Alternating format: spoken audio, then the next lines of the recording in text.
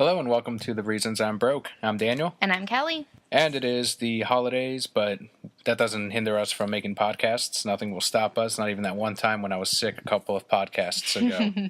But it is a very small week for comics, so to compensate, we've got kind of a special type of podcast this week that's going to drift on over to next week's podcast, but we'll talk about that later. I know you're very excited to talk about a couple of these books as well as me. Mm-hmm. So I'm going to go ahead and I think we should start with Justice League number 15 because we are split at the moment on what our pick of the week is. So we're going to start out with one that we both actually kind of liked. Justice League, it's based on the New 52. This is number 15. It kicks off the Throne of Atlantis that's going to be crossing over into the Aquaman book. So if you want to read this arc, you're going to have to get Aquaman as well, number 15. The initial thing is on this one, it kind of reminded me on one of the episodes of Justice League where they have a plan to send these missiles down into Atlantis to make all the people retaliate and take out all the people from Earth and just cause this giant war. Well, this is pretty much what this was. Mm-hmm. It was exactly like, it reminded me a lot of the episode 2. I remember which one you're talking about.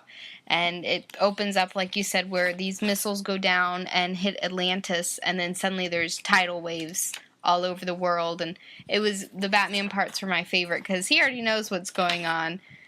He's taking out some guys and Aquaman comes to help him. He's like, I didn't need your help. And I already know what's happening all over the place. So just get out of here. We had some funny moments, too, with Superman and Wonder Woman as well, when he's like, if I wear these glasses, Batman will like me some more. I mean, people won't recognize me, really. Clark Kent wears the mask. And they are on a date in this one. I couldn't help but feel that Clark was extra super gay on this date. Did you get that impression, too? A little bit. It was more like he was out with his best friend and not so much Wonder Woman. Because he wasn't, like, trying to impress her. He was just like, and then Batman said this the other day, and he wants to be the boss, but I kind of want to be the boss. But he can be the boss, and I'll be the secretary. The sexy secretary. He's got to wear a mini skirt, though, and, like, sit on his little desk with his legs crossed. Perfect. It was kind of cool, too, where you have Batman and Aquaman still not getting along. He's like, Aquaman's like, we may disagree about how to run the Justice League, but there's more important shit going on. And I was like, oh, is this going to lead to the Trinity War? I know Aquaman and Batman definitely already don't like each other, because I really don't know how Aquaman would really lead the Justice League. I mean, he doesn't know the team quite as well as Batman does. He's cool and all with the New 52 relaunch. You know, people like Aquaman. It's a really good book. But Batman's the better leader in the end. I agree. Batman understands everyone. Batman doesn't let emotions get in the way of any decision that he'd make. And Batman knows everything, like we see in this one. Also, you see the first appearance of Aquaman's woman, at least in the Justice League. And I kind of felt she wore the pants in the relationship.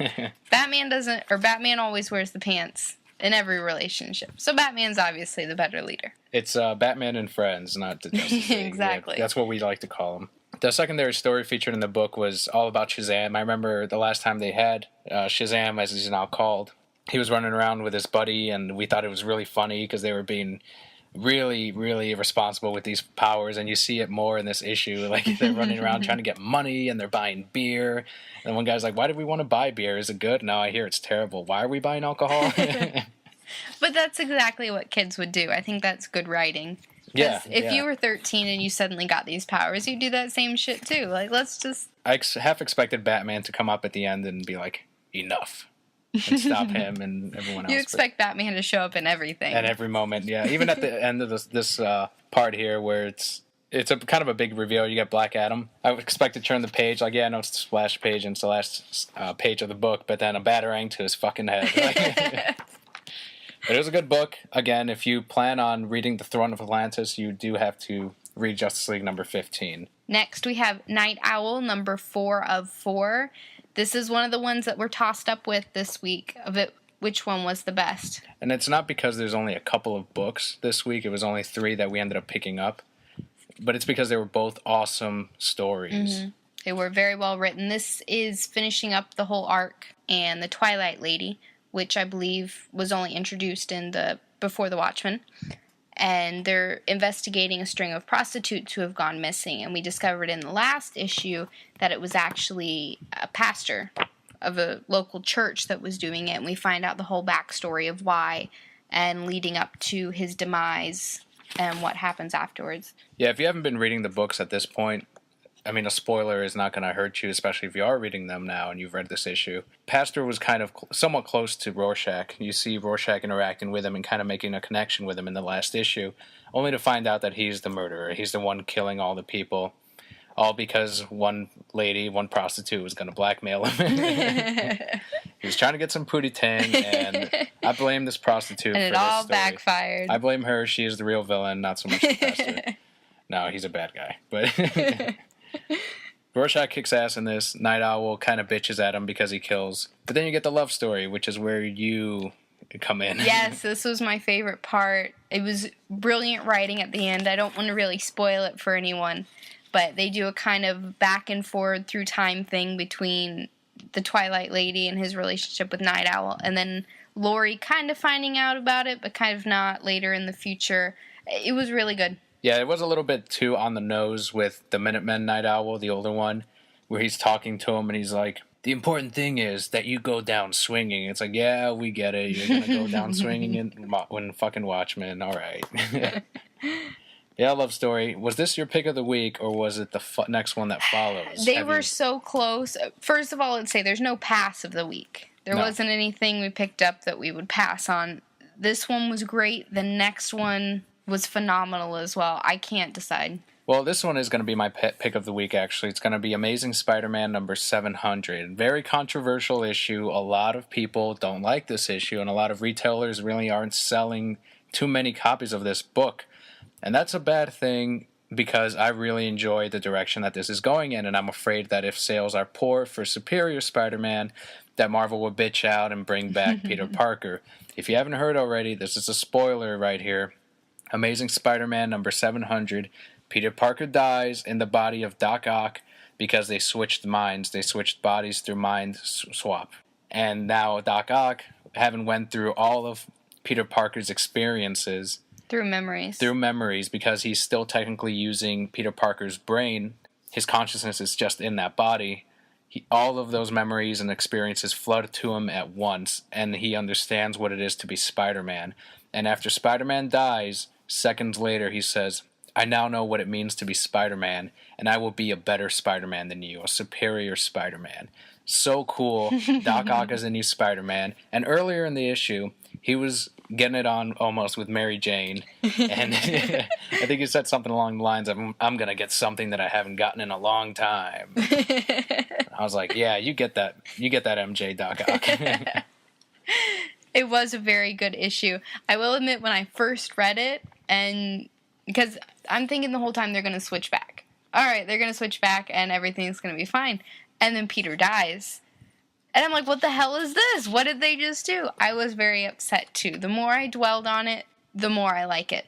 I think it's a great twist. I didn't know that he and Mary Jane... This is the first Spider-Man that I've read on your recommendation. And it was amazing, and I'm definitely going to be following it. But it was good. I'm excited to see Old Man Doc Ock and Mary Jane. I want to see what happens when she finds out it's really Doc Ock and not Peter anymore. Yeah, that'll be really fun. And I know he's going to be working with the Avengers at 1.2, and that'll be kind of weird as well. See how he reacts around them. One scene that I loved in this is there's a 3-minute moment in time where Peter dies and then he comes back. And it shows him with all his family and friends. And again, we're spoiling. And how he talks to all his loved ones that have died. And I love the part where he just says, I'm just so tired. And I think that added a lot of life to the Spider-Man character. At least my experience is that he's always more lighthearted. And then to see that he actually has that much weight on him, that he wants to die at this point. And that's also a good change, because I, for one, am kind of tired of seeing the same Spider-Man, the lighthearted, always making jokes. Everyone likes Spider-Man, that's great and all, but this is going to be awesome. This is going to make for some interesting stories when you have Doc Ock, a darker, it's a villain in Spider-Man's body who kind of learns that he will go through this process, I'm assuming, through the first couple of issues of, I can't do certain things as Spider-Man. I have to represent the Spider-Man name in some way. And yeah, it's Doc Ock the whole time in Peter Parker's body, but it's going to be so cool to see him just take down these various villains, and he's smarter than Peter Parker also. Mm-hmm. Come on, that is a superior Spider-Man. And at the same time, you kind of see it in this issue where he's not as afraid to hold back. He doesn't mind if people get hurt. And we may see that develop differently as he becomes Spider-Man more, but right now, it's awesome. Yeah, for all the controversy, I've heard Dan Slott get even death threats. Everyone's heard about that at this point. That's the writer of the book. Death threats, really? It's a comic book, everyone. If you're that upset over a comic book, calm the fuck down. On a lighter note, there is a second and third story to this. I really enjoyed the second one. I know you didn't like it as much. Yeah. But it follows an old man, we don't know if he's senile or whatever, who thinks he was once Spider-Man, or maybe he was really Spider-Man. Who knows? Talking to his 13-year-old great-grandson. And it's a very lighthearted story. It's very sweet. He changes the names of everybody. So you have, General America. Yeah. And the Thulk, which is the Thing in the Hulk, mixed together. And that was a really cute. The last story I didn't like as much. It followed him and his girlfriend on a little date. Meh. Yeah, this issue is $7.99. You get a lot of pages, but honestly, the only story interesting to me was the first part with Doc Ock. Doc Ock, if you're just going to read it for that, it's kind of ripping you off a bit. Because the backup stories... I liked all the stories. Yeah, but I'm saying if you're just reading it for what's actually happening, you are paying quite a bit of money for this.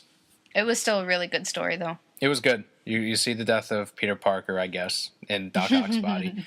But keep in mind, they could always bring him back. They can always BS something like, well, it's Peter's brain, so his consciousness will eventually take over, and it'll be Peter again, and Doc Ock's mind will go away. They can bring him back easily. It's comic books. But let's give it a chance. Let's go ahead and wave in Superior Spider-Man. I'm really excited. It's my pick of the week. It was very good. Yep. I'll say it's my pick of the week as well. And since that was all the comic books that we picked up this week, we got a bunch of old Justice League Adventures comics based on the animated series by Bruce Timm, Paul Dini, Dwayne McDuffie, of course. But we got a bunch of them, and we're going to kind of read a couple here and there between the next couple of weeks. And this week we got 1, 2, 3, 4, 5, 6 that we read. And we're going to start off with, I kind of picked out a couple that I thought looked interesting, and those are the ones we ended up buying. Justice League Adventures number 9. This one involves Flash on a date.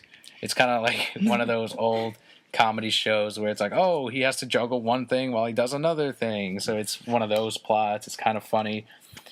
While he's on this date, he has to quickly go change and help out the Justice League and come back and be like, oh, I'm really hungry. Do you want something else? Then he gets called again by the Justice League on his little thing, and he has to leave again.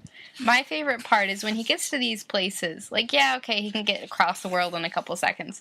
But he's there for 10 minutes, and then he goes back to her, and she doesn't realize that he's been gone even. But he's still technically, 10 minutes. This girl's dumb. But it's Flash. Is he really going to date someone smart? The one part that kind of threw us off is there were some good Batman moments, but then there was one really bad one where they're trying to distract this group of nihilist terrorists that are trying to kill everyone on Earth, all humans on Earth, so that the next species may evolve and take over to give another species a chance because humans have shit on the Earth as it is. Well, Batman says something along the lines of, well, we got to distract them by being silly or something rather. I don't remember what distracted by ludicrous antics is what he says. Yeah. Batman, I felt he had a couple very good Batman moments. Overall, he was very out of character. But like you said, he goes around and he sings on top of a train and he does little flips and... To be or not to be, that is the question, is what he says on top of the train. And Hawkgirl's flying around acting silly while Flash takes him out. Batman kind of sort of gets redeemed at the end there. When he's facing these terrorists head on, they're like, all right, so this asteroid's going to come down, and it's going to kill most of life on Earth, right? And he's like, asteroid bombing the world is not going to fracture the planet's mantle, resulting in global volcanic activity that will release enough particle matter into the atmosphere to block out all sunlight. These tectonic and ecological changes will inevitably kill off every life form. No species will be left to inherit the Earth. So it's like he didn't knock out their idea. This is a bad idea. You shouldn't kill these people. He's like, this isn't going to work. You guys are idiots. This will never work. And you're a fool. So it was a cool issue. I liked it. Next we have Justice League Adventure number 16. This one has the Martian Manhunter, and he suspects one of the Justice League members is a traitor that's going to kind of take out the rest of the Justice League. Mm-hmm. And the whole time he doesn't trust anyone, really, except for Superman. Because Superman changed him with his words. Yeah. Very gay moment for Martian Manhunter. It was. I felt he was a little gay for Superman in this. Great Batman moments, again. Batman figures out who the real traitor is, which I really liked the ending of this one. I thought it was written very nicely. It made me sad. I think I teared up a little bit. Yeah, let's go ahead and spoil it anyway, because I don't know. These issues aren't like the easiest to find. But Justice League Adventures number 16, it turns out Martian Manhunter the whole time is a clone. And all his memories have been transferred over, so he thinks he's the real Martian Manhunter. We've seen this plot before if you watch any type of sci-fi. But it was cool in this because he saves Batman, and he ends up killing a lot of these aliens that ended up cloning him, and then Batman saves the real Martian Hunter, so really Batman's the true hero. But the clone Martian Manhunter goes down, fighting and ends up dying so that Martian Manhunter and Batman can get away. Right, and the reason that he gives for taking out all, technically his people, is even though they're his people, for just that moment in time, he was Martian Manhunter. He says, and I had a name. And not only that, but he was also a clone. Like, he didn't even belong with his species in a way. So it was a really cool issue. We really enjoyed it. If you're a fan of the Martian Manhunter, if you like a little bit of sci-fi, Justice League Adventures number 16, we really liked it. Mm-hmm. Now, Justice League Adventures number 22, if you ever watch the Justice League show, you kind of know that Hawkgirl is very hard-headed. That's one thing I didn't like about her before Unlimited. In Unlimited, they really humanized her character a lot more with her relationship with Black Lantern or Green Lantern. John Stewart. Black Lantern. That is his name? There were Black Lanterns in the animated series. They were all John Stewart. He's a black Green Lantern. Yes, you open with a little scene of John Stewart on his first mission leading a group of Green Lanterns into an alien race is attacking another planet, literally destroying it. And this I thought was kind of out of character for John because he's got these 3 guys and he's like, okay, attack that thing. And they all die. And he was like, oh, well, guess it happened. And I guess he just ran away. Or did he take out the fleet by... We don't know. He ran away with the one member that was injured. He carried him princess style. No, I thought he died. No, this guy died, but the other 2 died right away. He just kind of carried him around, and then he went back to the Guardians, and he's like, well, everyone died. And they didn't kick him out of the Corps. I'm not going to brood about this, because that's what I expected him to do. I expected John Stewart to actually start brooding and be like, oh, I led a team, and they all died. But like you pointed out earlier today, he's a soldier. Right. Deaths happen, shit happens. Even if it's under his command, I'm assuming he has kind of dealt with that before. But that same alien race is now supposedly peace-loving, however many years later, and they're trying to make contact. They want to be part of the Green Lantern Corps, and they're actually trying to make contact and come to Earth. Yeah.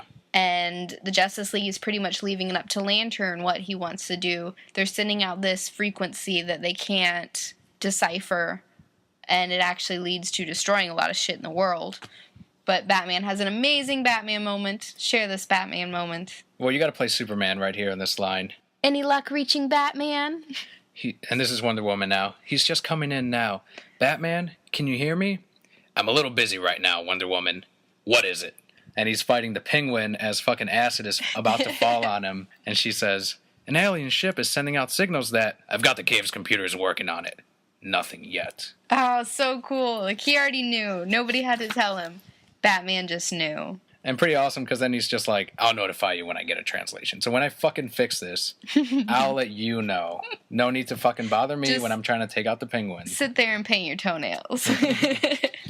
I don't paint my I was talking to Superman. And he's got to look over as he's painting his toenails and be like, oops. Put everything away. But pretty much this alien race comes back, and John Stewart is thinking, okay, the Guardians told me not to think with emotion, to think with logic. You know, these guys are coming back. I'm to assume that they're going to destroy the Earth. They're going to threaten the Earth. But he thinks he takes a step back and he thinks first. Unlike Hawkgirl, who straight up is like, let's fucking kill these guys. Start smashing them. along with Superman and Wonder Woman, and Superman's like can't see through their armor, so he doesn't know that they're really these tiny little aliens, and they draw them all like big-eyed and cutesy, so that the reader's like, oh, they don't seem that bad. Me, I'm still like, those motherfuckers killed those Green Lanterns earlier. They destroyed all them peoples. But the whole moral of the story is they're like, oh, they're they're a peaceful race now. So if you guys had attacked them, you could have started an entire war. And because of Jon Stewart's level head, now that he's learned and he knows better, everyone is okay. And then Hot Girl actually forgives them in the end, too, and they shake hands. She probably still thinks to herself like filthy green men. But one of these green peaceful guys becomes a Green Lantern, so that was kind of cool. Yeah, it was a good issue, though. I like the Batman moments. Yeah, there were some good Batman moments. Now, this one, I didn't agree with Batman in it. Although the cover... Do we have a picture of that cover? Yeah. They're all dancing. It's on YouTube if you're watching. They're dancing. Look at Batman at the bottom. Tell me he's not dancing. Yeah, this is Justice League Adventures number 24. Mm-hmm. And this one follows... they're following a string of destruction, which is centered around a little 13-year-old boy. And he doesn't know he's doing it. He just, when his emotions get the better of him, he lets out this rainbow cloud and things get fucked up. The thing I didn't like about Batman is through this whole issue, he's like, we have to destroy him. He has to come to justice. I don't think Batman would do that. I think he would understand that he wasn't meaning to do any of this, because you could see that. And yeah, he's out of control. Superman was smart enough to understand that he wasn't trying to do this on purpose. So I think Batman would have figured out how to stop him and how to get it under control and given him a second chance. Not just be like, oh, you guys got to atone for what you did, da-da-da-da. Because he didn't mean to do it. And Martian Manhunter is the one that relates to him. Mm-hmm. Because he's the other guy that has to control his powers as well sometimes. And he kind of felt a connection with him as he read his mind and figured out that there were more entities at work here. It wasn't just a boy by himself. But that's when Batman's like, Jeremy is the boy's name. He says, if it is Jeremy, then he has crimes to answer for. If it's an alien entity that just killed Jeremy, it has to be stopped. And Martian Manhunter's like, is it that easy for you, Batman? That simple a choice? A boy has been killed, or a boy has nearly killed his own parents. There is nothing easy or simple about it. And him and Superman fly away. I never noticed that. Batman flies away. I like how they all stood around until he got in his plane to fly away. Yeah, they waited. And then Superman followed him. He's like, see ya, John, you're clearly making more sense here, but I'm going to follow my man. Anyway, what it turns out is they're these energy beings, and these two energy beings lost their baby, or their baby was injured, something. So they turned it into a little boy, and it's kind of a Superman story. These two other people find this little boy. Anyway, now that he's come of age, he's turning back into this energy being, and his two parents come to find him. That's why he's letting off all these freaky energy waves and destroying stuff. And they all live happily ever after. Yeah, pretty much. And Batman still says, who is going to give them justice? Like, he's still worried about these fucking parents. It's like, Batman, let it go. Let the fucking kids gone now. The interdimensional aliens are gone. But it's kind of weird how this gets resolved, because the bodies of the parents of the boy that got killed, or they're in the hospital now at this point, dying, they get taken over by these aliens from this other dimension, and they kind of merge with them. So they're not really ever the same. And then the last page on this issue is like the little boy, and his fucking eyes are all glowing, all scary and shit. And I'm like, I don't think things are really happy. Like, these aliens just took over these humans' bodies. Now they're living among us, and you're just going to let them go. And Batman's like, they're a family again. Like, Batman, we get it. You don't have a family, but why are you happy about this? No, I think this was when Robin was being Batman. So it was kind of a silly issue. It was. This next one was really good, though. Batman saving the world again. Justice League Adventures number 29. And what happens is you open up, and Tokyo is merging with Seattle. People are getting stuck in walls and becoming part of the wall themselves. And Batman's like, I'm going to figure this out. Oh, wait, look, I just did. Yeah. He pretty much jumps through this invisible portal that he finds the guy, already knows the guy's name. Don't even know how he knows his name, but he does. And he's all tied up, and Wonder Woman's like, I'll save you. But she starts fighting some other guy, and Batman saves himself.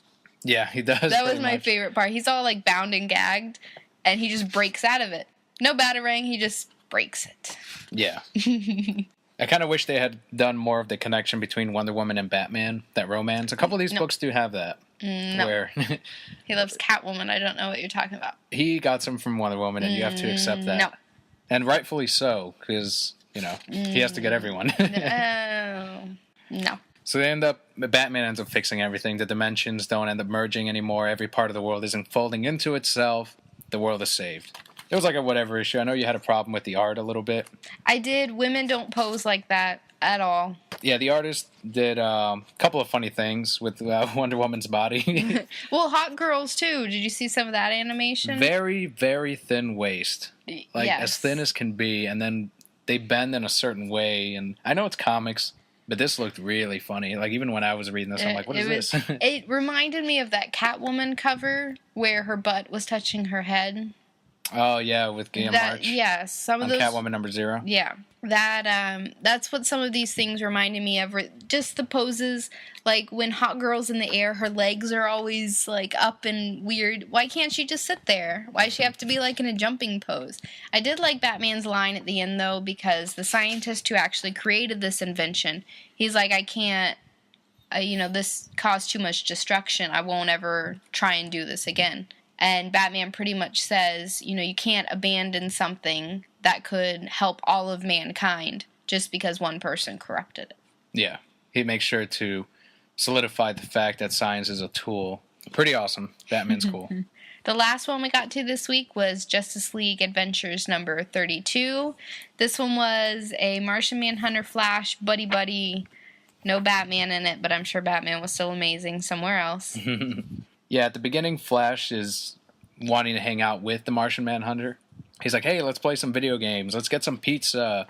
And Manhunter's kind of like, no, get out. And it was a little out of character for Manhunter, I think. It was. And Flash is doing this because his date got canceled, and so he wants to do something, and he wants to connect with the Martian Manhunter. You don't really see them connect in the show either, as it is. This speaks a lot about Flash, because in the animated series in Justice League and Justice League Adventures, he's always the one character, I think he's the softest, he's the one with the biggest heart. He's always the one kind of sort of worrying about how the rest of the team feels. He feels like he has to lighten the mood. Yeah, he's the comedic relief, but he's also what helps hold the team together. And you really see that in the one episode where Flash dies and he gets killed by Luthor, and Superman fucking, beams his fucking head off or whatever, burns him. Justice Lords. Yeah, the Justice Lords. All because Flash died, and all the fucking Justice League members were kind of never the same because of that.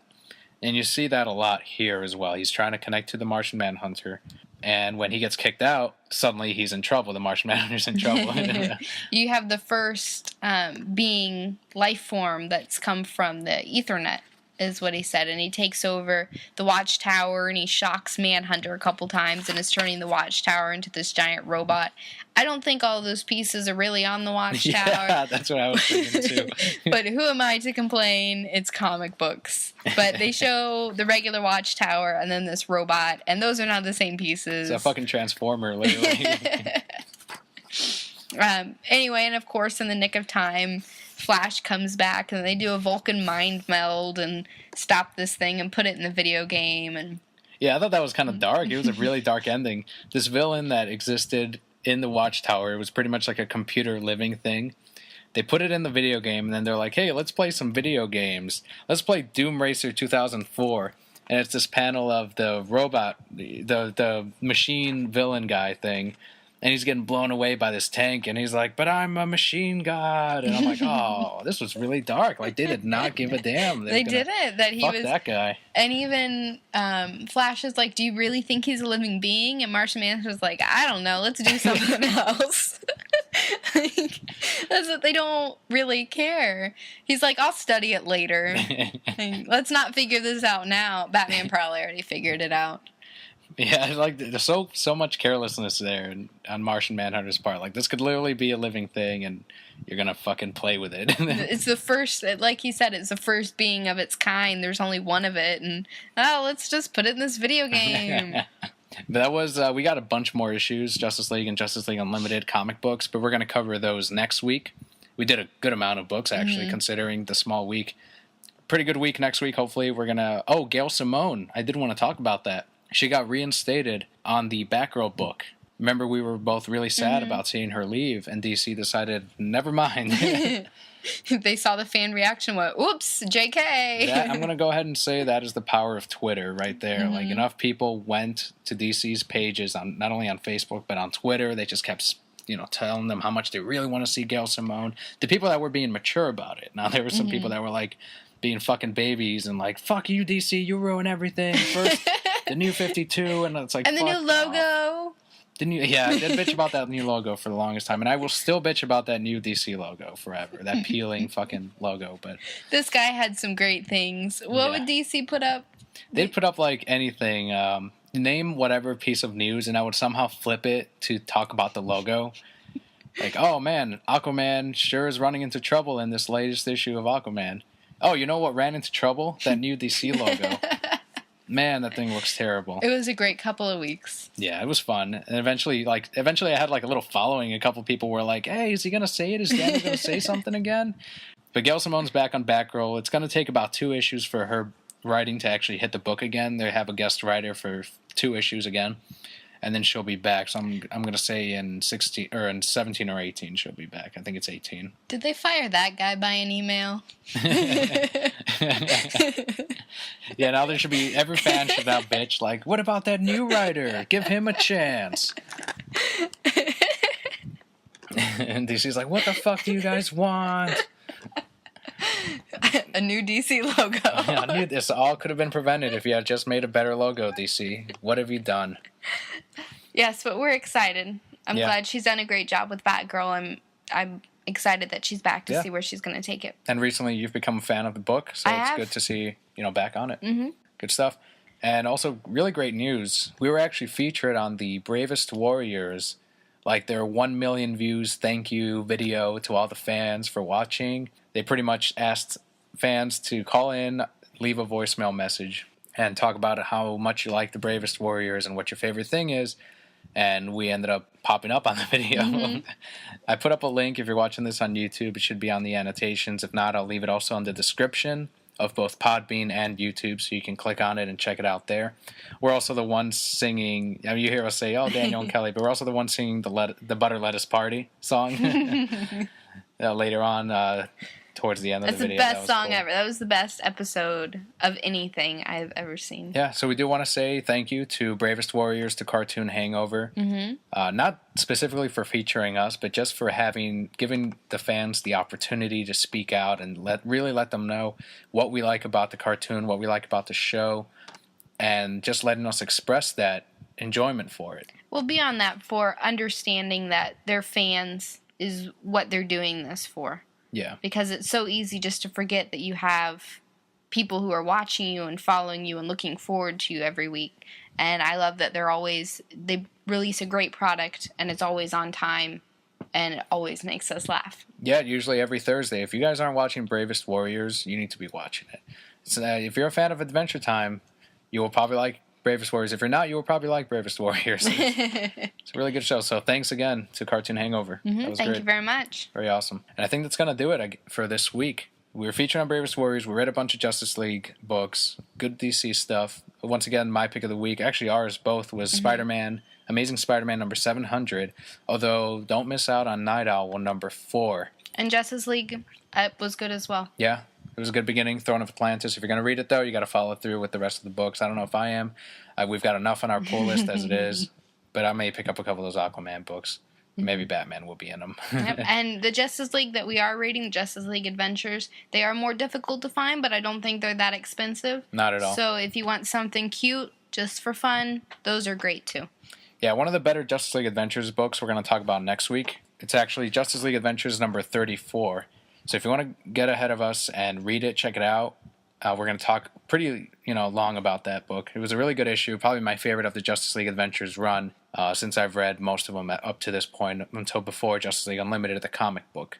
So once again, Justice League Unlimited, that's number 34. Really good issue, a lot of great Batman moments, a lot of kind of cool Superman moments too. So check it out, and don't forget to subscribe, as always, if you're listening or watching on YouTube. Make sure to let us know. Find us on Twitter. What made you broke this week? #ReasonsI'mBroke.